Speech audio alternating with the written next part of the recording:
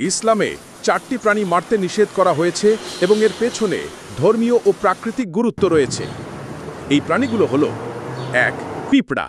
কারণ হাদিসে এসেছে, একজন নবী পিঁপড়ের কামড়ে ক্ষতিগ্রস্ত হয়েছিলেন, তাই তিনি সমস্ত পিঁপড়ে পুড়িয়ে ফেলার আদেশ দেন।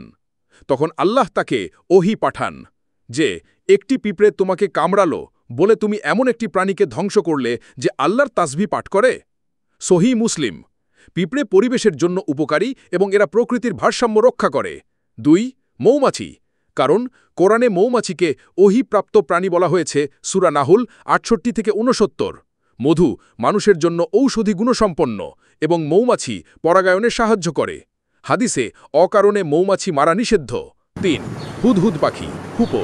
কারণ হুদহুদকে সুলাইমান আলাইহি এর বিশেষ বার্তাবাহক হিসেবে কোরআনে উল্লেখ করা হয়েছে সূরা নামল 20 থেকে 28।